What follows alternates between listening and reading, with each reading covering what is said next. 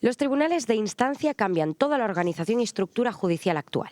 Sinópticamente desaparecen os xulgados e faise unha remodelación total na que se agrupan todos eses xulgados en tribunales de instancia que se subdividirían en seccións e todo o que é a oficina judicial viría a ser servicios comuns, servicios macroservicios.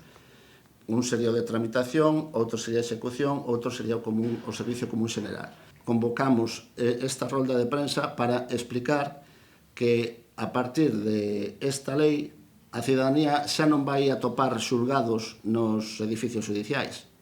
Vai atopar uns macroservicios que non vai saber prácticamente a donde dirixirse porque vai estar subdivididos e van a ser macroservicios xestionados por un letrado ou un letrado adxunto.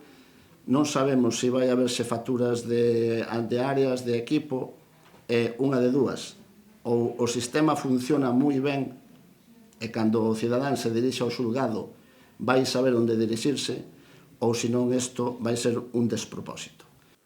Esta reforma comenzó a debatirse en 2022 y ahora se traslada a cada uno de los territorios. Esto supondrá un aumento de la carga de trabajo con la misma remuneración. Precisamente por esto, los 7 sindicatos, USO, STAG, AXG, UGT, CESIF, CIGA y Comisiones Obreras, están tratando de negociar con la Xunta de Galicia para igualarse a otras comunidades como Aragón, en donde los sueldos de los trabajadores aumentarán en 300 euros. Aquí no parten de ninguna cuantía, solo quieren negociar. Unha sobrecarga que en casi todos os órganos judiciais está por riba do 140-150%. Chegados este intre, nos pensamos, as 7 organizacións sindicais, pensamos que o que debe facer a Xunta de Galicia é recoñecer o noso traballo e as nosas funcións. El próximo lunes acudirán a una reunión para comenzar la negociación. Lo que les preocupa, por otra parte, es el desconocimiento de la ciudadanía con respecto a esta modificación, así como el aumento de las esperas en los procesos judiciales. Ademais, hai que ter en conta que esta lei fala dos procesos de conciliación e a día de hoxe non hai unha partida orzamentaria para incrementalos, co cual o cidadán, cando teña que ir ao xulgado a presentar unha demanda, non poderá ir directamente na maioría dos casos, senón que terá que ir a este servicio previo.